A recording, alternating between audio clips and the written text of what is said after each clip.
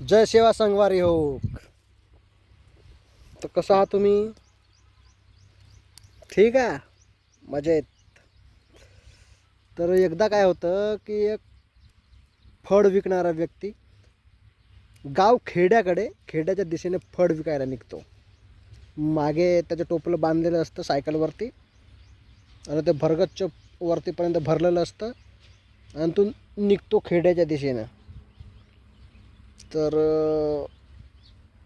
थोडं अंतरावर गेल्यानंतर त्याला एक शेळ्या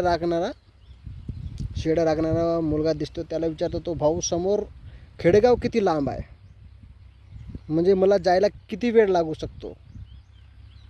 तर तो शेळ्या चारणारा मुलगा त्यांना म्हणाला का समोरच्या गावात जायला तुम्हाला 1 तास लागेल, जर तुम्ही हळून गेल्या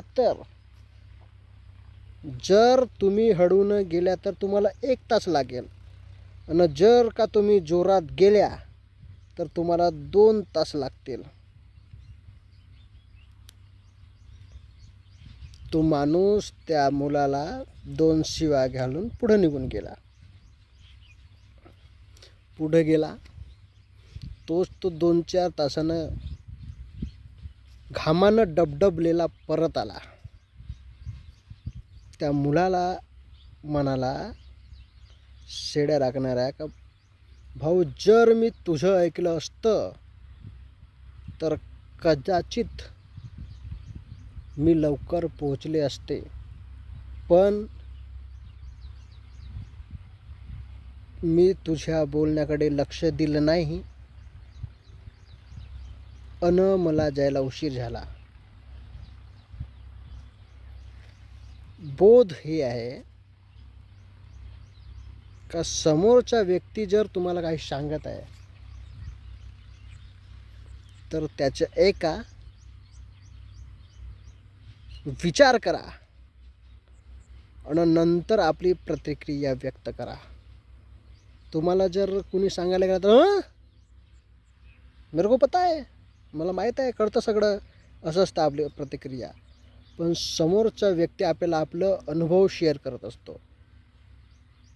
त्याला ते वाटत असतं का आम्ही जे चुका केलं ते आमच्या माणसांनी करू नये, म्हणून तो आपला अनुभव, आपलं ज्ञान तुम्हाला देत असतं. पण सर्वांचीच ऐकण्याची मनस्थिती नसते. जर त्याही फळ विक्रेत्यांना, आंबे विक्रेत्यांना त्या मुलाची गोष्ट ऐकली आणि विचार केला असतं तर तसं घडलं नसतं. कारण त्या रोडाला दगड होते, मुरुमाचे रोड होतं. त्या मुरुमाच्या रोडावर त्यानं हळूवार जर आपली सायकल नेली असती तर तो सुखरूप आणि आरामात पोचला असता. पण त्यानं त्या रोडाला जोरात जाण्याचा प्रयत्न केला, त्याचे आंबे पडले आणि त्याला ते वेचायला उशीर झाला. कळलं का? म्हणून जर कोणी तुम्हाला काही सांगलं तर त्याला 2 अपशब्द न बोलता विचार करायचा आणि हळूवार आपली प्रतिक्रिया व्यक्त करावी. ठीक आहे? जय सेवा, बाय बाय, टाटा.